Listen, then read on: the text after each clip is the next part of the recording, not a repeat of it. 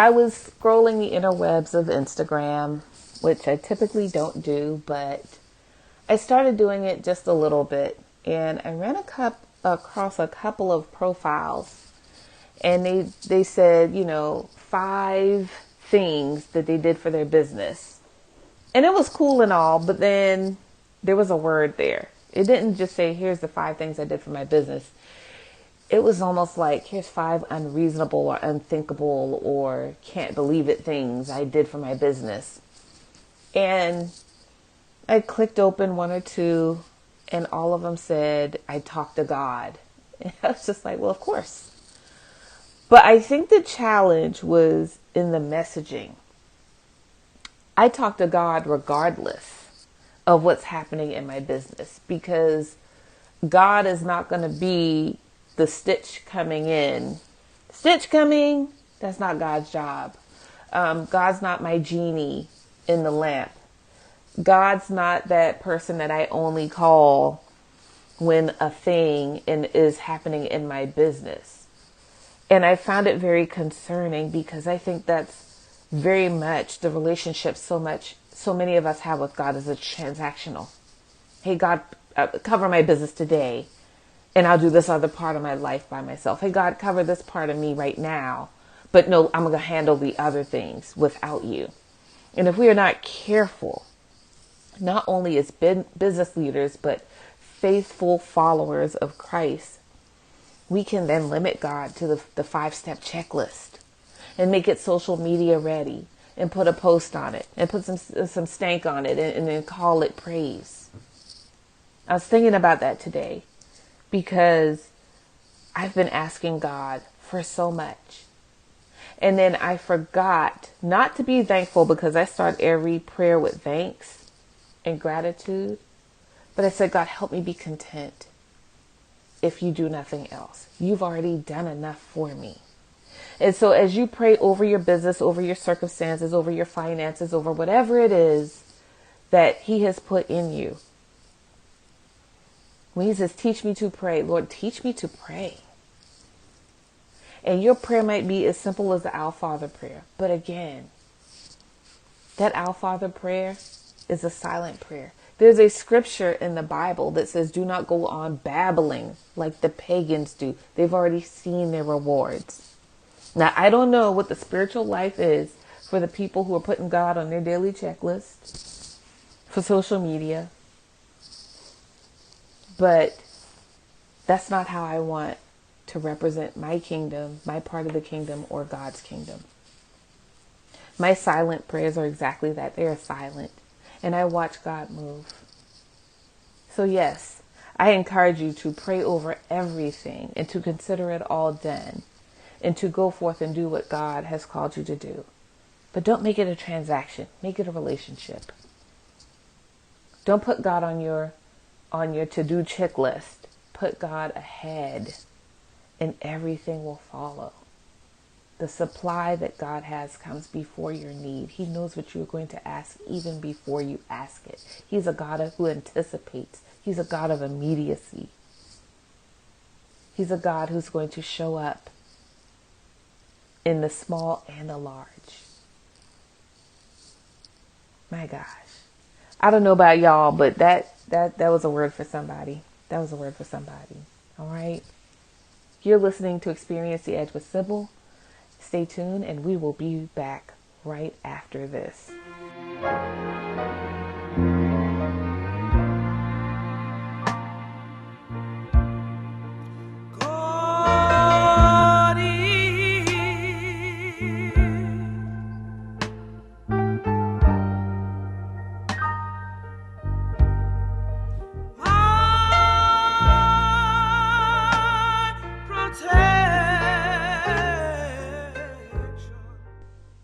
You're listening to Experience the Edge with Sybil. Real quick, we're about to dive into the brand edge, but I have a question for you.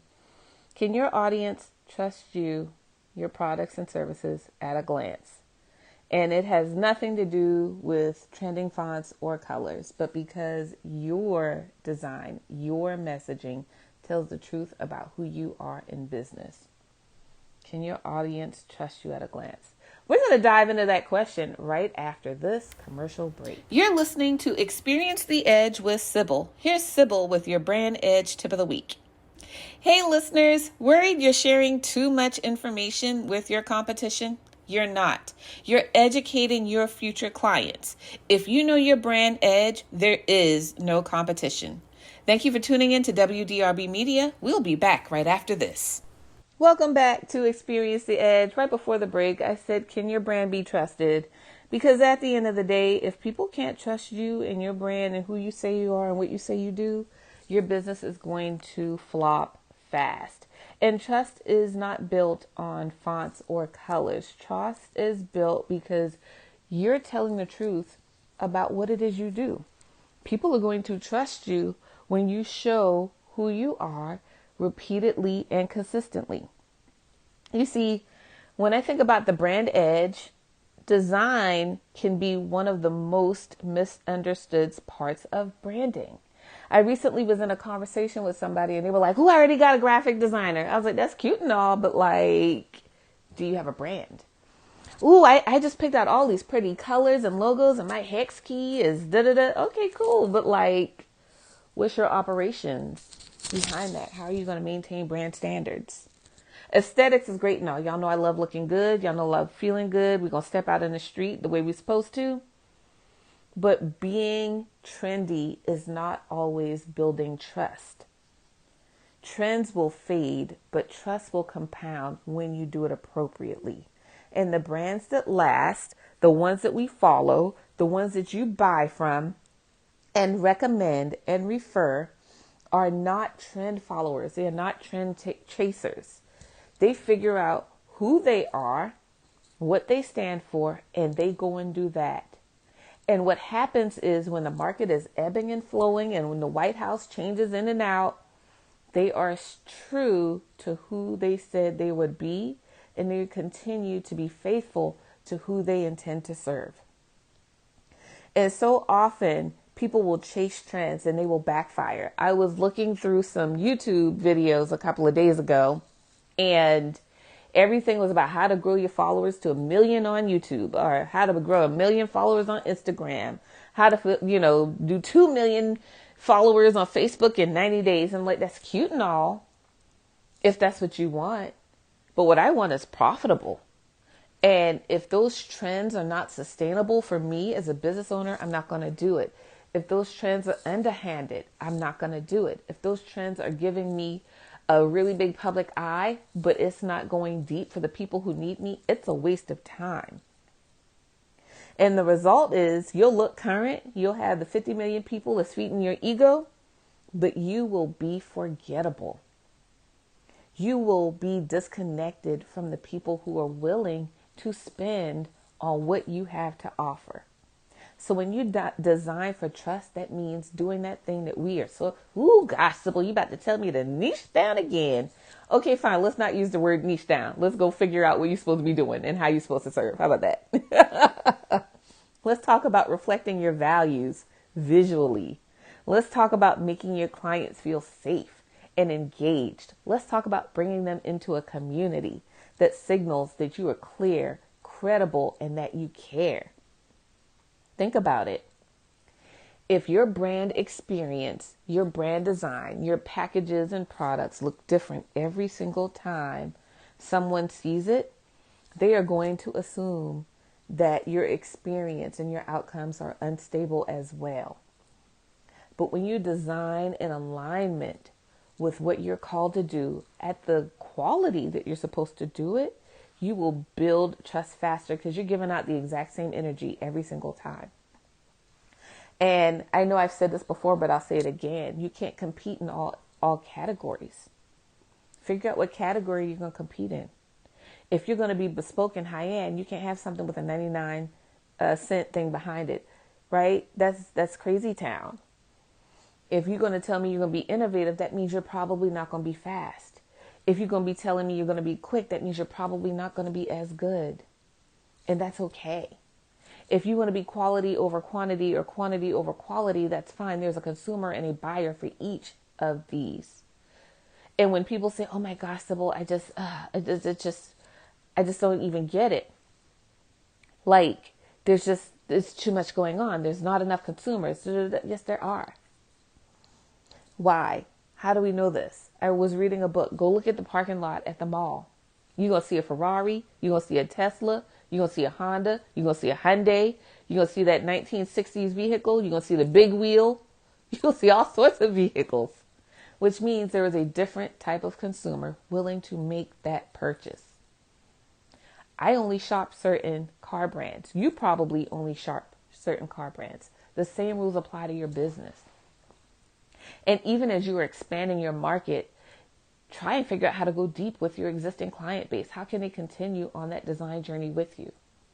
They are some of your best test subjects because they are already loyal to you. And you can say, hey, I'm designing something new. I want you to look at it. What was your feedback? I would love to hear more about what you think about why things are working or not working. When you're designing your frameworks, do the words that you're using make sense? And again, I use words like bespoke and luxury because that's my brand. But that's also what my clients expect from me. If you're using words like catch-all, one-stop shop, it sends a totally different message. So you see, designing your brand is not just about the aesthetics and the colors and the pretty stuff. It's about the words. Do the words match the aesthetics?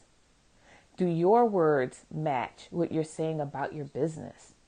So often we try to go serve people who are unlike us, but I want to challenge you today that maybe one of the challenges with your brand design is you aren't designing for you. When I realized I was designing for me, y'all, that light bulb went off.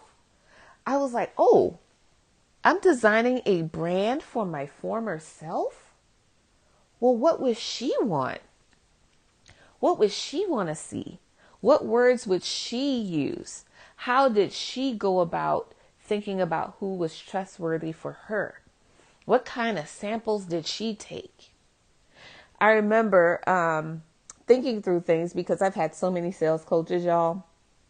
I'm going to deviate a little bit, but I'm going to come right back. And, everybody was like, ooh, you need some clickbait and you need some top of the funnel stuff and you need all these things. And so I went through all of these processes that these well-intentioned business coaches told me to do because it worked for them.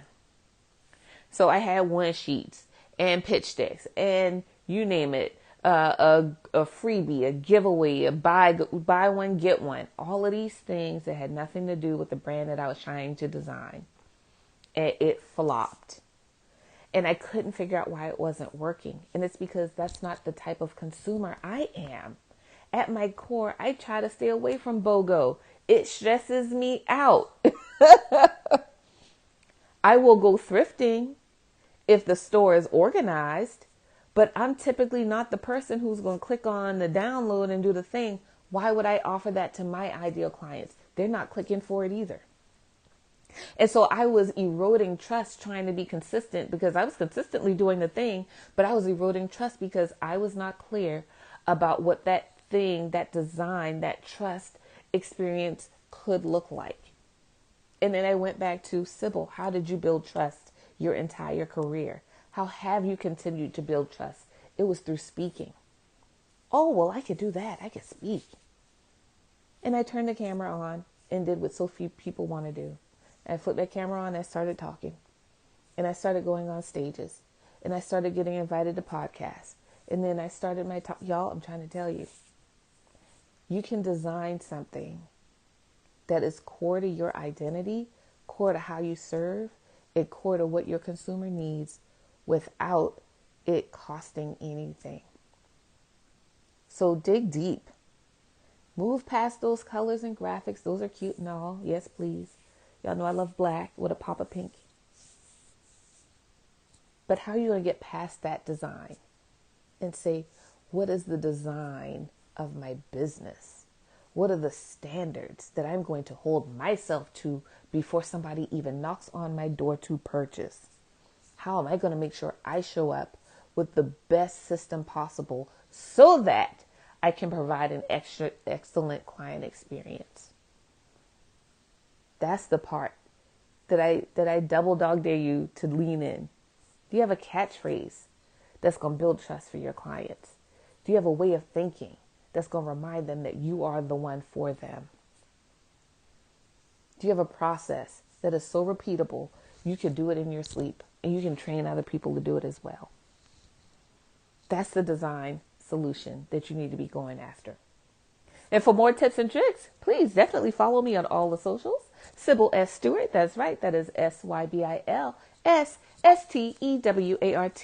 DM me, like, comment, share, do all the things, y'all. We will be right back with Experience the Edge with Sybil after this. Welcome back to Experience the Edge with Sybil. I am Sybil, and if you are just joining me, now is time for the Well-Dressed Brand section. You all know what this is about, how I stay fashionable while sustainable, while helping us look good and do good for the planet and the environment. And so I was at lunch with one of my really good friends, Dr. Susie. So shout out to Dr. Susie. And she was asking me about how my brand has evolved and how I'm taking a bigger stance on sustainability. But one of the questions that she asked me is, where are my values showing up in my business? Because she thought I only worked with Christian female founders. And I was like, I absolutely do. I'm a Christ follower. I talk about God, but I don't ever want to not live how Jesus lived, which was he was called to serve, and he tried to serve everyone at the highest level. And so when I was walking her through how I pivoted from only talking to Christian female founders to people whose values align with mine, whose missions align with mine, and their businesses really do need my help, I'm willing to go ahead and step in. As long as they have the understanding that I'm going to be talking about God, we're going to be praying over your business and your stuff, right? Like, I'm going to do something. I'm going to talk about my Jesus. But as we were sitting at lunch, she was telling me about her aha moment. And I wanted to share this with you all because I think the more we learn and the more we grow and the more we surround ourselves with people who will help us engage in deeper thought, I think that makes us better humans, better advocates, and of course, better business leaders. And I was telling her about how hard it is to go shopping for sustainable clothing that's not going to break the bank. And we were talking about some of my shopping hacks. And she said, yeah, I was standing in my closet listening to your show, watching some of your things on LinkedIn. And I thought, wow, there are so many items of clothing that I'm simply not wearing. There's so many items of clothing that do not align with my values. And as she and I were talking, she was like, Sybil, there's faded clothes and there's things that are no longer my size and all of these things that I think we as women grapple with. Like, do I think I'm ever going to be a size 2 again? Should I save my blah, blah, blah for that other person who might need it? And so what I told her was, you had to do the Marie Kondo, does it bring you joy? Do you love this? And she said, these clothes are fading just the way my values have been fading for how I show up and what I look like and how I present. And she said, I love bold colors. Why am I wearing something that's out of season for where I am right now, where I'm going? And I thought about that. I was like, wow, that is so deep to be standing in your closet and looking at your items and say, are my values fading? Because I'm about to put on this faded black or bold shirt, but instead of it being black, it looks a little bit more gray. Instead of it being hot pink, it's mild pink, And I just really was like, wow, that's so deep. So much of our values are tied to our image, and people often think I'm shallow or that I think I'm better than somebody else, or, ooh, you always look polished and put together. It's because my clothing is an extension of my value system. I protect my clothing because I believe in protecting everything that I am entrusted with. That includes my clothing, but that also includes the environment, my family, my friends, my business, the businesses I'm called to support, my voice. All of it should be protected. And then we started getting into the question, and I was like, well, do you love those clothes? Like, would you buy them again today? And so if this is you and you're thumbing through your wardrobe because you just, quote, can't figure out what else to wear, I want to quote a statistic really quick. We only wear about 30% of the clothing in our closet. And we have these huge walk-in closets and closets that are just jam-packed, not only with fast fashion, y'all already know how I feel about that, but with indecision.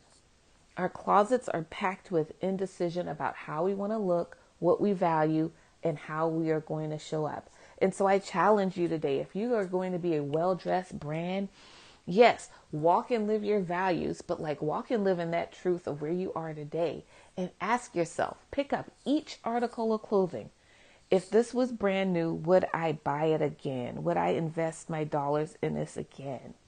And if not, it might be time to do a farewell ritual with it, right? One of the challenges is, of course, what do I do with it?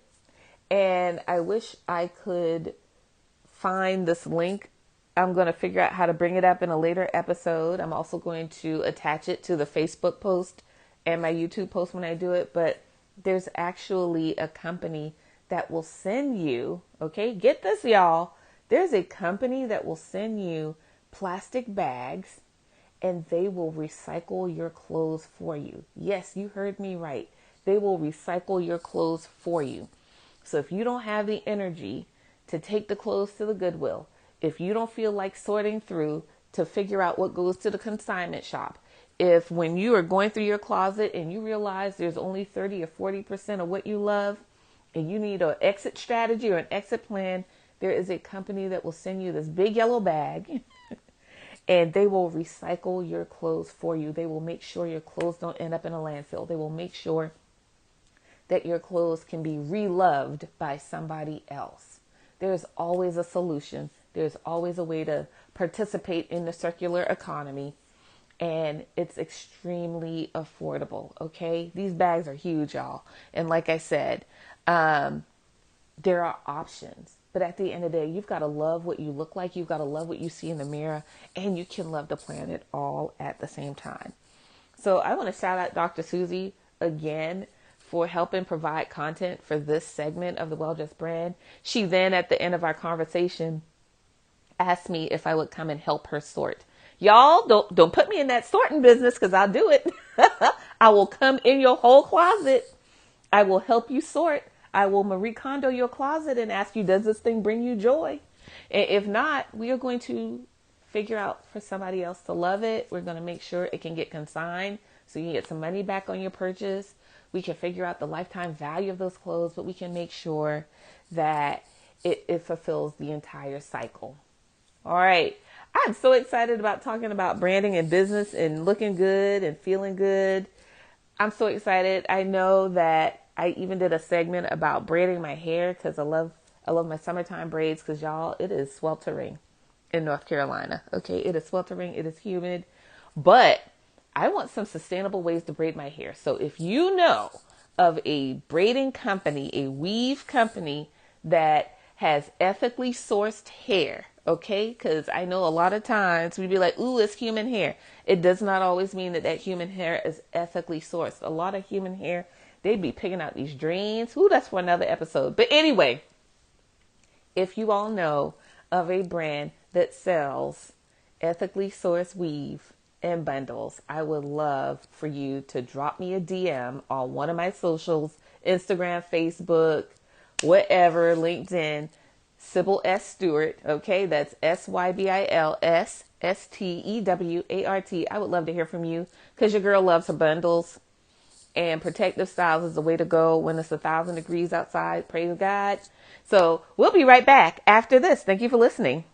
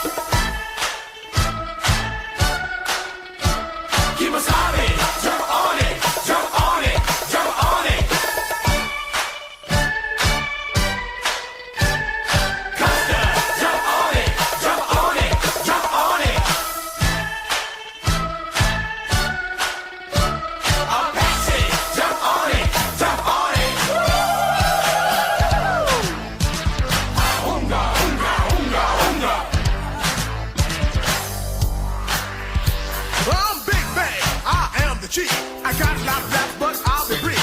I never need a horse, I like the chill. So I drive up in my new Sybil. My tribe went down in the Hall of Fame, cause I'm the one who shot Jesse James. Pound for pound, I will never break down. Big Bird. No, sir, I don't mess around. Oh!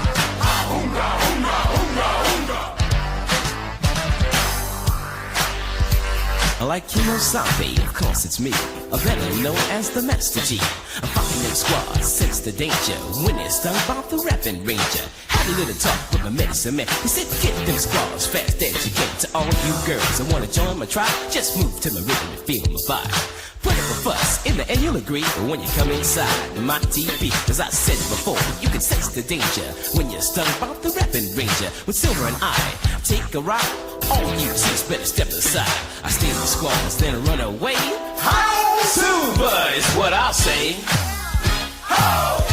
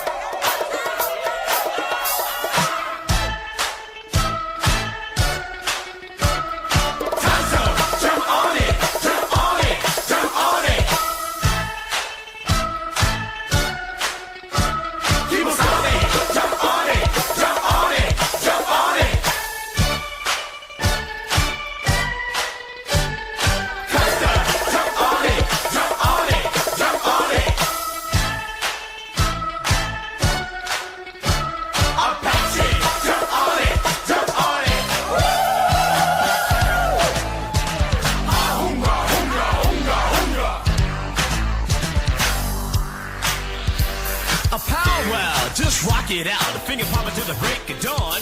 Keep it rocking like the stuff that we call me. Hot buttered popcorn. You're listening to Experience the Ed with Sybil. Welcome back. I am so glad to have you here, y'all. I'm about to ruffle your feathers, okay? I'm just go ahead and say it. I hate buffets. Buffets stress me out. It just flares up my OCD. And for all of you out there talking about, you don't have OCD. No, for real, I have OCD, okay? It's different being diagnosed in your adult years with something when it was so unexplainable for many, many years. But I digress, right? Shout out to the physicians who care enough to give us for real diagnoses. But I'm going to say it. I hate buffets. And buffets make me struggle for various reasons, okay? Buffets make me struggle for various reasons. Because think about this. You walk into the buffet and you are overwhelmed with option. Not only that, but let's just be clear about the buffet experience. There's so much variety. You're probably going to eat the exact same foods anyway, right? I love when people say, ooh, I'm going to go try something new. No, you're not. You're going to eat them same foods you've been eating in the same order you've probably been eating it, because we are creatures of habit. But then I'm like, the trays are under the hot lamps, right? You've got people piling up food on their plate because they want to get the bang for their buck. And it's just like watching the people at the restaurant bust the tables and seeing just how much uneaten food is left on our plates. And we talk about food scarcity. I'm like, we don't have a food scarcity problem. We got a food waste issue. And I've come to realize that it's just such a wasteful restaurant model. And it's one of the most wasteful restaurant models in existence, in my opinion. And so today, I want to talk about how buffets contribute to food waste, resource overuse, and cultural habits that we need to unlearn. But also, it's not good for your waistline. Okay? Buffets are built on the illusion that there is an abundance of food. And so they overproduce, they mass produce, they have to make the bar look full because nobody wants the last bit. Let's be honest, nobody wants to scrape the edge. So what do? They bring out a fresh thing, they scrape them same edge you didn't want, plop it on top, stir it up, and then now you're going to eat the edge of the thing that you didn't want to eat. But anyway, there's no portion control metric in place. Y'all, we don't need as much food as we need, okay? Especially as we age, especially for women, 12 to 1,500 calories. That's not a trip to the buffet. That's a well thought out meal. There's no portion control. Most people don't finish what they take. Most people end up leaving more food on their plate than they do actually eating. Or they end up overeating because, well, we paid for it. We might as well be, full. And there's just so much waste to make sure that the buffet looks, quote, as appealing as possible. Y'all, the food doesn't even taste that good. Could we all just be honest? The buffet food just does not taste as good as it probably could. But again, this is about mass production. This is not about quality. And then the other thing too is health codes are so strict that these restaurants have to discard the untouched buffet food at the end of the day, even if it's still good. So I wanted to dive in because y'all know I believe in speaking truth, okay? According to the USDA, the United States throws away about 30 to 40% of its food supply, and buffets are a major contributor of that food waste. Y'all, that's a lot of food. That just made me tear up just now. Like, I know these statistics, but to say them out loud, 30 to 40% of our food supply is in the trash. The average buffet restaurant can generate up to 1 pound of food waste per customer per meal. Oh my gosh. How many thousands of people are walking in and out these buffets every week? Thousands of pounds of food wasted. That means every tray of uncooked mashed potatoes or overcooked chicken or not quite right beef is hitting the trash can. It is food someone who is food scarce could eat. And the waste doesn't just stop with the food, right? Like, everything is pretty much single use. Single use serveware, single use napkins, single use all the things, especially if it's fast casual. And they have to run these very big restaurants all day. It hurts my heart. And I thought about it too, and I've seen so many videos, and y'all, I used to work at a buffet as well growing up. And I remember what they would have us do. Because we would be like, oh, can we, we hungry. And they'd be like, oh, it's $4. I'm like, but you're about to throw it away. What? And to watch these videos on social media where these restaurants are literally telling their employees to put soap inside the food so people don't dumpster dive who are hungry.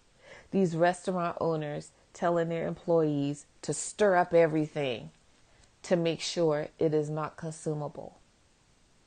To tell their employees it's okay to, put the rotten stuff with the good stuff to make sure it can't go anywhere else. And I get it. Food regulations are tough. But I'm like, could there just be a little bit more humane solution that also is sustainable? And it can still keep food costs low for people who really do need to feed their family at the buffet. Y'all, this is not a knock. If the people need the buffet and that's the thing, and they're gonna get some fruits and vegetables, that's not the knock.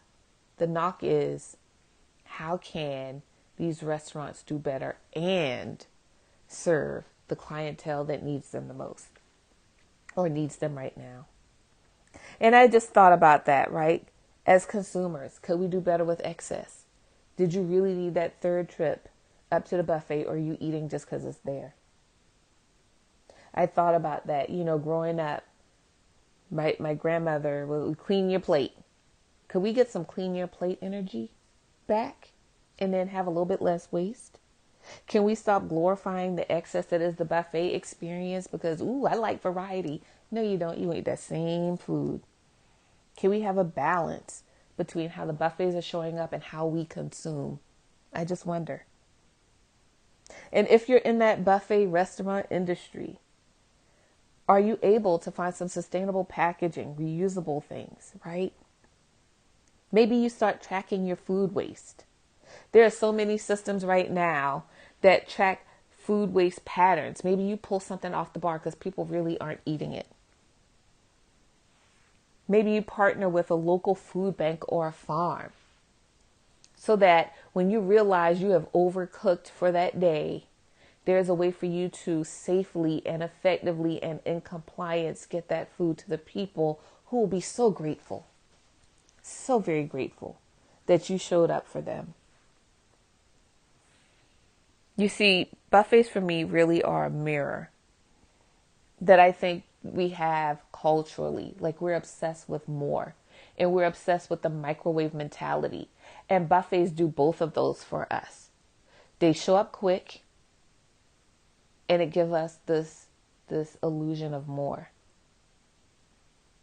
So again, this one is, I don't like buffets. I'm in a relationship with somebody who is a fan of a particular buffet, and I'm like, I ain't going up in there. Like, and please don't either. Like, for the health of our relationship, please don't go up in there, because I'm gonna do a radio show about how you went to the buffet. But yeah, I just think about these things, and I believe that anytime I have the opportunity to speak out on something I truly stand for, I'm going to do it. I did an interview a couple of days ago, and they said, what's the number one challenge with visibility? I said, visibility is not the challenge. It's the consequence of being visible that you have to look out for. And I know right now there's going to be a consequence for me speaking out about buffets. Either I'm going to get the angry people who are going to say, oh my gosh, I can't believe you don't want me to feed my family. And then I might have the restaurateurs knocking at my door talking about, oh my gosh, you want me to close my business? Nope. And I think collectively we could come up with better solutions. That's all. Food for thought. Speaking of food, y'all, it might be time for me to grab a snack, and I'll be right back after this. You're listening to Experience the Edge with Sybil. Welcome back to Experience the Edge with Sybil. If you're just joining me, welcome. I want to dive in right now to talk about being a stage builder. You see, I was in a conversation with someone a couple of days ago, and it really got me to thinking, because so often when we are multi-passionate creatives, when we are on fire to serve as many people as possible, a lot of times our message can get muddied. And you all know confusion is the number one killer of brands, but killing our environment is also not good either. But anyway, so confusion can be a really big killer of brands, especially when you're trying to do brand extensions, when you're trying to pivot your brand, when you're trying to figure out how to expand what you're already working on, or maybe introduce a new product or service, and you've got to test it in the market. And so I was talking to this consultant, and they were like, wait, what do you really do? And I was like, I'm a speaker. Like, at the core of every single aspect of the brand that I am developing, have already developed, it is me being called as a speaker. Now, if you have followed me in any length of time, you all know I exited corporate pretty abruptly, and God audibly came to me in a dream and was like, go speak. And I was like, God, like, what does that mean? And he was like, do you want peace? I was like, yeah. He was like, we'll speak. I was like, that's weird, but okay. So y'all listen for God. He'd be dropping breadcrumbs and stuff, but he told me to go and speak. Now, what that looked like for me was different than what God had for me. And so if you are pausing and asking yourself why things don't look the same, or maybe you're thinking about how to expand what you're already working on, the truth is it can look a little muddy and messy, especially if you're still figuring it out. And so today I wanted to talk about what it means to be a stage builder and how to stay rooted in your core when your work flexes. Now, I was on a podcast recently, Jay Speaks, which is an amazing platform. Y'all check him out. And he said, what does being a brand architect look like? What does the work you're doing look like? And I said, I want to give you the example of a painter. Okay. I said, I'm going to take it outside my industry and put it in another one. If somebody said, Sybil, I am a painter, I would say, okay, great. What can this painting passion purpose look like for you? And how can we expand it, right? Because everything should be multiplication. Nothing should feel like addition. And I said, in the case of our painter, I said, let's just say you're painting houses. You're one person. You can only paint one house. But let's say you hire a team and now you and your team are painting houses. Now you've got more time. Maybe you start a painting workshop. Guess what? You're still a painter. And now you have a painting workshop. You're still painting. Maybe you got 20 people in front of you, inside a classroom setting, let's just say. And let's just say that painting workshop is going extremely well. Well, now you're like, you know what? I think I should start a podcast. But guess what it's about? It's about painting. And you expand from there. Maybe you decide one day, wow, this painting thing is going really well for me. I want to talk about my signature colors.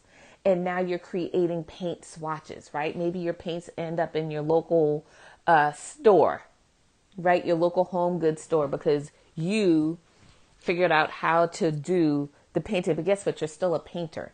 And that same paint product you developed, you're now using in the houses that you've been painting. You're using those same paints inside the courses that you're teaching.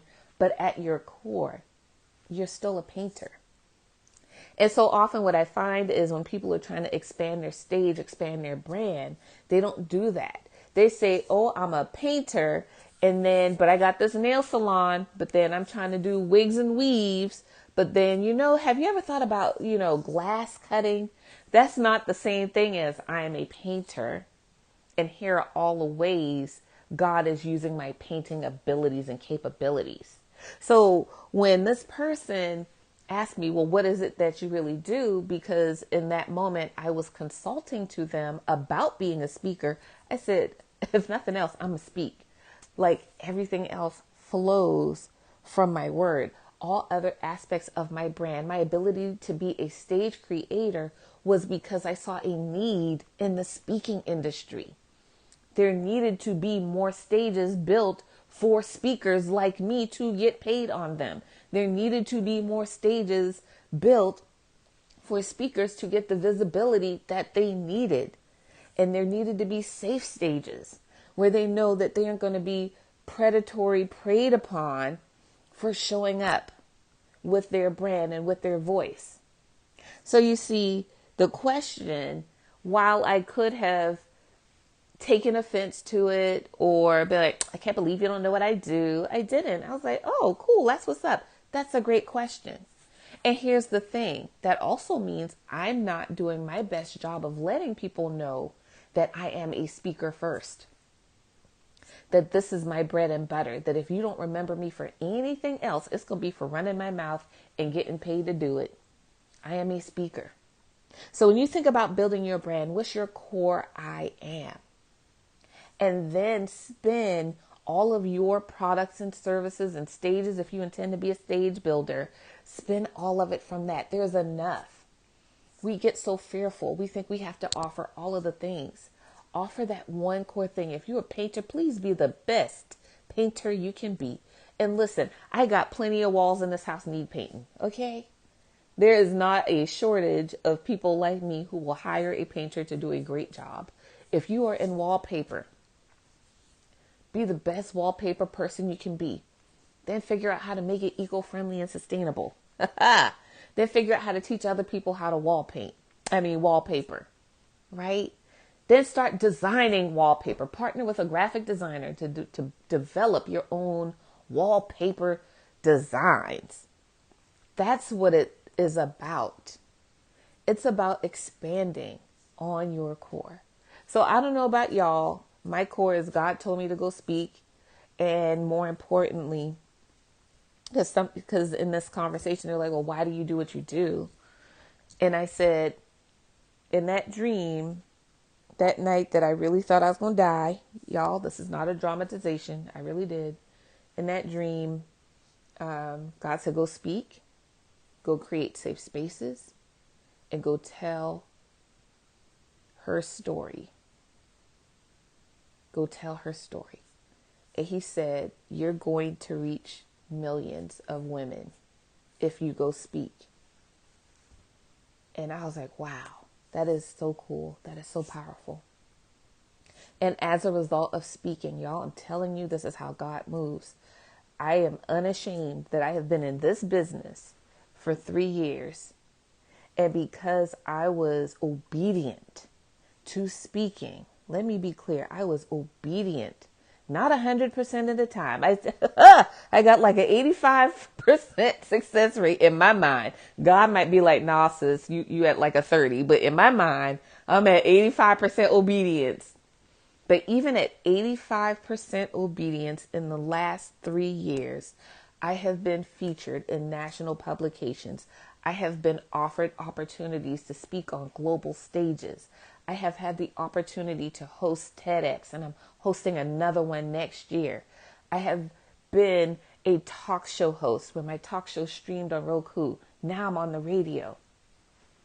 How it looked, in my view, to reach millions is not how it looked in God's kingdom. I literally get to reach millions every single day, doing exactly what I was called to do, and I intend to do more of it. So I am a speaker. What are you? And we'll be right back after this. You're listening to Experience the Edge with Sybil. I am so excited. If you are just joining me, thank you for tuning in. All right, so I did a post on Facebook. So y'all, if you are not already connected with me on Facebook or Instagram, go ahead and do that, because I dropped a post and I was like, hey, what industry are you in? And I'm so excited because one of my former classmates from the University of South Carolina was like, hey, Sybil, I am in aesthetics and wellness. And I was like, okay, KKK, Dr. K. I'm so proud of us. We up here doing life and all the things. I think she says she is in Chicago. Y'all, you don't ever know where God is going to bring you or what's going to happen next. And so I'm so excited to do this segment on aesthetics and wellness, which is great for me because I love caring for this body, right? Like I get this one temple.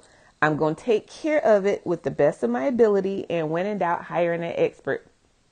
So if you are a spa owner, esthetician, wellness doctor, that sort of thing, you helping the pretty people stay beautiful. You helping people, radiate that inner beauty on the outside, that sort of thing, helping us maintain our skin and our health and all of it, right? What are your best sustainable practices? How are you making sure that you're meeting and exceeding your clients' needs? How are you building your brand? And what can you start doing for the environment that's sustainable, but also business growth? I like to tell people sustainability is not an add-on. It could really be a really solid business strategy. And so thank you, Dr. K. I'm going to put some respect on your name, sis, for responding to my Facebook post. Hope you enjoy this. So I know we want to make sure that we have an excellent client experience, but today I want to talk about how to build these aesthetic businesses ethically and profitably. So you're in the business of helping people look better and feel better. You're in the business of perception. So you already know that you have to go above and beyond in some form or fashion to make sure you're meeting your clients' needs. But this is also an opportunity. So I'm going to give us a couple of stats here that a single spa treatment room can use up to 200 gallons of water a day. Oh my gosh. That thing took me out. I was like, 200 gallons. All right, all right, all right. And then I think about just how much things might be dumped, right? You've got cotton rounds and razors and wax strips and headbands and gloves. And please dispose of the things, okay? I'm not saying don't dispose of it, but I'm wondering what we could do better, what we could do differently. And so I did some research, like what could be some strategies, because we do want to make sure we are sanitary. Y'all do not come find me. Please be sanitary, okay? Please do not be recycling the things that should be disposed of. But let's think about some other ways spas and medical systems and wellness centers could be a little bit more sustainable, and it's going to help you on your business bottom line and potentially be even more profitable. So, for example, if you have paper intake forms, can you go digital with that? Can you go from paper towels to washable, reusable towels? Can you go to LED lighting? Can you go to low faucet flow in your building if possible, especially if you own the building? Come off of ownership, snaps. Because at the end of the day, you are going to be engaging with eco-conscious clients like me. And like I said earlier, your sis just paid $5.99 for a notebook. So I'm willing to go to a location if they tell me they have green initiatives, if they are willing to talk about how they are being sustainable because my values match theirs. And of course, if I have a great experience, it's eco-friendly and it's sustainable, not only am I going to keep coming back, but I'm going to advocate for your business and I'm going to refer some people to you. Now, KK, I'm not promising I'm coming to Chicago anytime soon, but all your sis needs is a reason. So listen, because I be up here speaking and running my mouth. I was just in Chicago. I don't mind coming back to see how you're doing and get some services. Anyway. But here are some other ways you can think about building a sustainable wellness brand. Choose refillable systems, maybe glass instead of plastic containers. Biodegradable options are definitely available. Again, washable items as much as possible. Offer a recycling bin for clients to drop off old products that they might have, old product containers that they might have. Maybe even have a low waste suite and think about curating an experience for that. That is totally, man, that's a great idea. Like that, somebody go do that. That's not my field. That's not my vision. That's not my calling. But I just think about how you can build brand power with your clients and then position it as your business edge, because at the end of the day, you don't want to be competing on price. So maybe you might be the only person in your market competing on sustainability. Y'all, I'm providing a business breakthrough for somebody. That's all I got to say. Somebody is getting a business breakthrough right now. If you feel like you're competing on price in your aesthetic business, this might be something you think about. And I know there can be a short-term cost up front, but some of these are very great long-term solutions, because at the end of the day, I want to know that where I'm spending money, I am writing a deposit for the future that I want to live in. And that future includes me getting facials and me getting my nails done and me getting all of the self-care that I enjoy currently. And this is another layer of trust building that you can do. This is another way to forge friendships and bonds with your clients, is sharing your sustainability journey. And know that you don't have to get it all right now, right? Like, test one thing. Switch out one thing, order in bulk. So that way you're not, doing 2-day prime every other day. Figure out how to shop locally for some of your supplies. Can you partner with other businesses and you all share the load for getting those supplies in? I remember when I was in the food and bev industry, and we would figure out a way, because it was a smaller restaurant that I was partnering with, we would figure out a way to order bulk restaurant supplies with a fellow restaurateur and business owner, so that it would be one shipment. It would go to one restaurant, and then they would come and pick up the things. And just imagine all of the cost savings, because now they didn't have to worry about meeting a lot of those minimums that bulk and wholesale people require. So again, this is just about thinking about business differently, how to do business a little bit smartly, and also to be able to partner with other people who are in your industry. All right. I hope this helps, KK. It was so good hearing from you, sis. I'm so happy for us that we are doing all the things. I saw you also launched a podcast, I think. So I look forward to checking yours out as well. All right. We'll be right back after this. Thank you for listening to Experience the Edge with Sybil. I've been recently reading a book, and it was about surrendering all aspects of your life over to God. And the author talked about how he didn't think God cared about certain parts of his life. Like, yeah, God wants me to be successful-ish, or God wants this part, or God wants that part. And then he said, he prayed this prayer and asked God, he's like, I'll turn it all over to you, God. All except these things. And the author goes on to say the first thing that he tried to lock behind himself was his pride. And that was the first thing God came after him for. God was like, that's great. You're going to let me captain your ship. Let go of your pride. Die to yourself. And so often, we as business owners are so tied to this thing that we're proud of. We're proud of being in business. We're proud that we get to serve people. We're proud of our expertise. But I want to challenge you today to say that maybe your business isn't quite as successful as it could be because of the very thing that got you into business in the first place. Are you willing to die to your pride so you can go to that higher calling and that higher purpose? Are you willing to let go of your ego and your expertise as that sellable thing so that you can reach the people who need you the most? Are you willing to dig deep and really turn over and say, God, I surrender all, and mean the all as in everything, not in everything but, or in everything but this, or in everything except? Can you surrender all to the author and finisher of your story? Can you say, God, you got this, therefore I got it? One of my favorite sayings is, I got this because God's got me. I've been saying that since I started my business.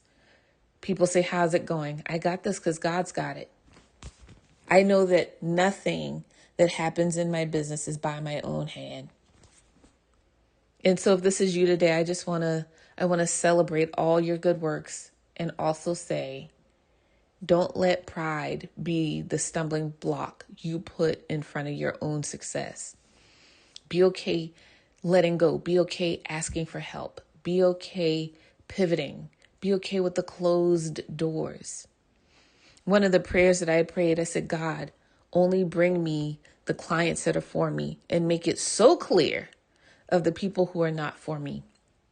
Totally changed my business. Totally changed how I approached my business. So I want to say have a fabulous week. I'll see you all, talk to you all the same time next week.